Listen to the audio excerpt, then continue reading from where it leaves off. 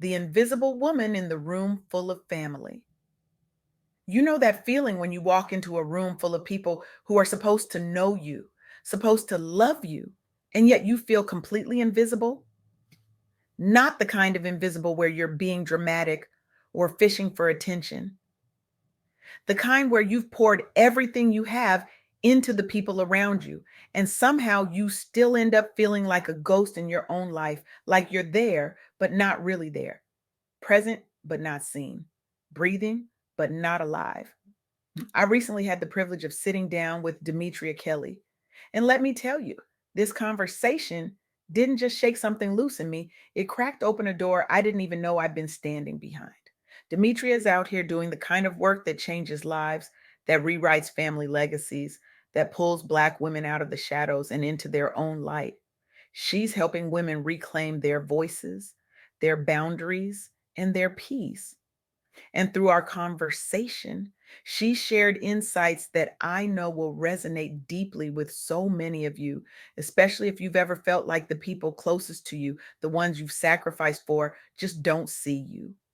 This is the Soft Girl Era podcast, hosted by me, LeAnne Dolce, pronounced Dolce, like sweet softness whispered in French. And today we're talking about something that doesn't get enough airtime, doesn't get enough validation, doesn't get enough acknowledgement, the pain of feeling invisible within your own family. The ache of longing for love and respect from the people who should give it freely but don't. And most importantly, how we break those cycles, how we reclaim our softness, and how we stop waiting for permission to be seen. Because here's the thing, so many of us, especially Black women, and have been conditioned to believe that our worth is tied to how much we can carry, how much we can endure, how silently we can suffer. We've been taught that strength means never breaking, never asking for help, never admitting that we're drowning. But what happens when the people you're drowning for don't even notice you're underwater? What happens when you're the glue holding everyone together and nobody stops to ask if you're falling apart? What happens when you give and give and give until you're hollow and the people you've given everything to still look past you like you're furniture? Let's talk about Demetria Winters, also known as Coach D. She's a certified life coach and the founder of BBQ Life Coaching. And her story is one of those that hits you right in the chest and refuses to let go. Raised primarily by her godparents after experiencing neglect from her biological parents, Demetria's childhood was marked by absence. Not just physical absence, but emotional absence. The kind that leaves you wondering if you're worthy of love at all, the kind that makes you question if something is fundamentally broken inside of you. And then, as if that wasn't enough, she found herself in abusive relationships as an adult, relationships with her children's fathers that mirrored the invisibility she felt growing up. She struggled with feeling unvalued, not just by partners, but by her own children. Imagine that. You give life, you pour everything into raising these human beings. You sacrifice sleep, dreams, peace, sanity, and yet you still feel unseen. You still feel like you're screaming into a void. But here's where Demetria's story becomes a masterclass in resilience, in transformation, in refusing to let your pain have the final word. She leaned on her godparents for spiritual guidance. She built her faith brick by brick, prayer by prayer. And eventually, she channeled all that pain, all that invisibility, all that longing to be seen into her career as a life coach. She took her lived experience and turned it into a lifeline for other women navigating similar struggles. Through her coaching, Demetria has empowered countless Black women to recognize their worth, to break cycles of abuse, to stop shrinking themselves to fit into spaces that were never meant to hold them. She's out here creating the kind of love and respect she didn't always receive. And she's doing it with grace, with grit, and with an unshakable belief that healing is possible, that you are not defined by what was done to you, that you can rewrite the story. Now, I want to My pause here because I think we need to sit with something. The pain of feeling invisible within your own family is real. It's not something you can just shake off or pray away overnight. It's deep, it's generational. And for so many Black women, it's a wound that gets passed down like a family heirloom nobody wanted, a legacy of silence, a legacy of endurance, a legacy of making yourself smaller so everyone else can feel bigger. You grow up watching your mother carry the weight of the world on her shoulders, never complaining, never resting. You watch her give and give and give until there's nothing left. And then, without even realizing it, you start doing the same thing. You become the strong one, the dependable one, the one who never asks for anything because you've learned that asking is a sign of weakness, that needing is a burden, that your pain doesn't matter as much as everyone else's comfort. But here's the truth, and I need you to hear this. Strength without softness is just survival, and survival is exhausting. Survival is not living, survival is holding your breath and hoping you make it to the next day. And you were not put on this earth to merely survive. You were put here to thrive, to bloom, to take up space, to be seen. Demetria's story reminds us that resilience is possible even when support systems are lacking, even when the people who should have your back are the ones leaving you out in the cold.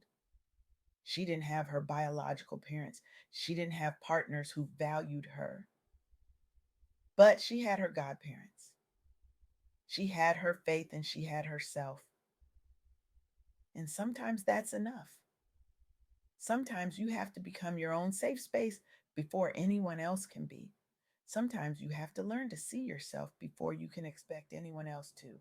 There's this podcast I want to mention, Ratchet and Respectable, hosted by journalist and author Demetria L. Lucas. It's a space where Black women can talk about pop culture, relationships, and the complexities of Black womanhood without having to code switch or shrink themselves or perform respectability.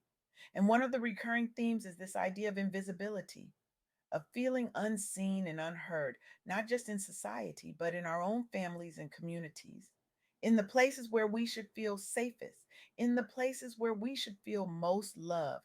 The podcast creates a safe space for Black women to express vulnerability, to celebrate resilience, and to build solidarity. And listeners report feeling validated, understood, and empowered to confront their own challenges. Because when you hear someone else's story, and it sounds like your own, suddenly you don't feel so alone anymore. Suddenly the shame lifts just a little. Suddenly you realize that maybe, just maybe, it's not you. Maybe it's the system. Maybe it's the conditioning. Maybe it's the generational trauma that nobody's had the courage to name yet. That's the power of being seen. That's the power of being heard. That's the power of someone saying, I see you, I hear you, and your pain matters. And that's what we're doing here on Soft Girl Era.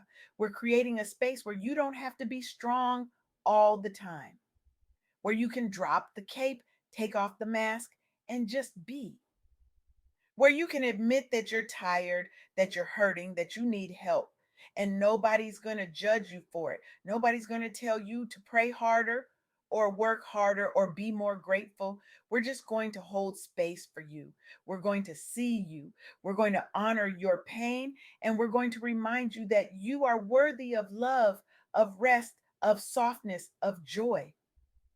Because here's what I've learned and what Demetria's journey has shown us. Breaking generational cycles requires self awareness and intentional action. It's not enough to just recognize the patterns of disrespect, abuse, and invisibility. You have to commit to doing something different.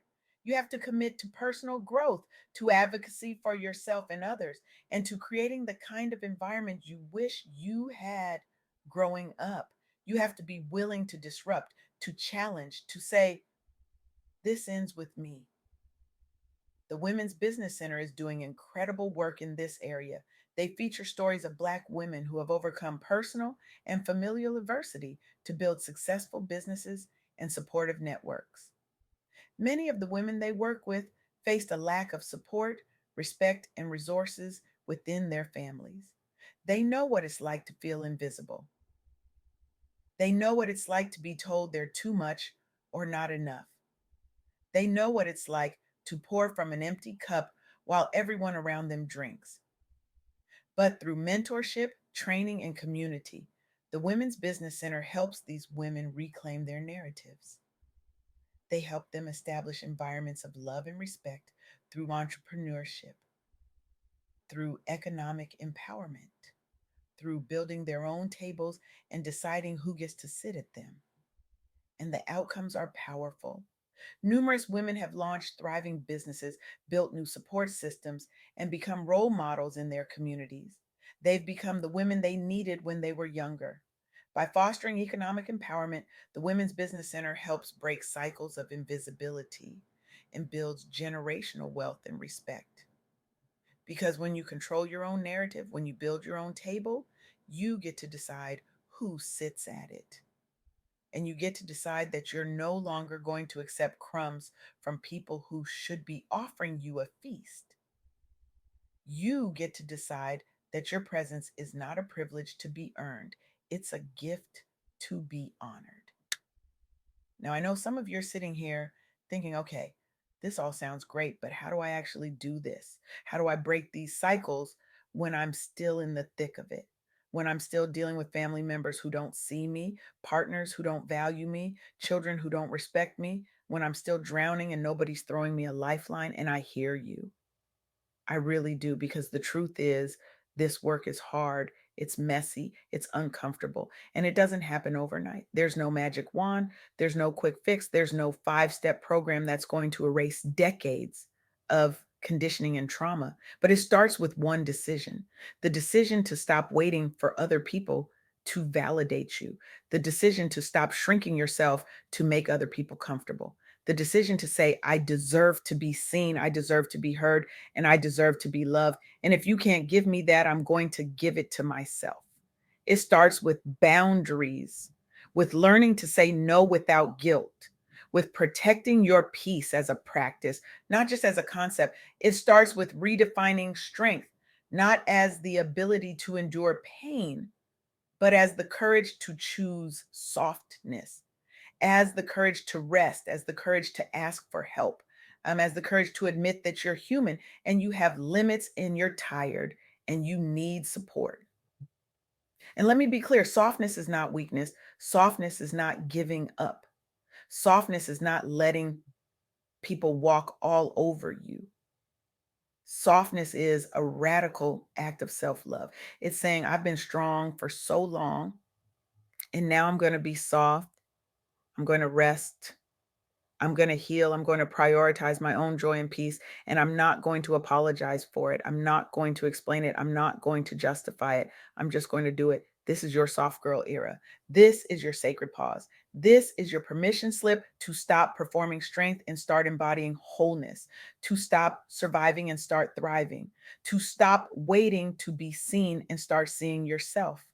Demetria Kelly's story, Demetria Winter's journey, the work being done at the Women's Business Center, the conversations happening on Ratchet and Respectable, they all point to the same truth. Healing is possible, respect is achievable, and you don't have to wait for anyone else to give it to you. You can claim it, you can create it, you can embody it. So here's what I need you to do: not tomorrow, not next week, not when things calm down or when you have more time or when everyone else is okay. Right now, I need you to look in the mirror and see yourself. Really see yourself. Not the version of you that everyone else needs, not the strong Black woman who never breaks, not the caretaker, the fixer, the peacekeeper. I need you to see the woman who's tired, the woman who's been carrying the world, the woman who's been invisible for far too long. And I need you to say to her, I see you. I honor you. I love you. And from this moment forward, I will not let you be invisible anymore. Reach out to one person today, someone who might be feeling invisible, and let them know they matter. Create space in your life, in your community, in your family, where Black women and mothers can be seen, heard, and respected without having to earn it, without having to beg for it, without having to break themselves to receive it. And if you're the one feeling invisible right now, I want you to know that your pain is valid. Your longing for love and respect is not too much. You are not asking for too much. You are worthy of being seen, of being heard, of being cherished exactly as you are right now in this moment. And if the people in your life can't see that, it's not a reflection of your worth, it's a reflection of their limitations. It's a reflection of their blindness. It's a reflection of a system that taught them to overlook the very people holding everything together. You are not invisible. You are not a ghost. You are here. You are real. You are powerful. And you deserve to take up space in your own life. So drop the cape, set the boundaries, embrace the softness, and step fully into your soft girl era where rest is resistance, where joy is justice, where softness is strength, and where you finally get to be seen. Not because someone decided you were worthy, but because you decided you were.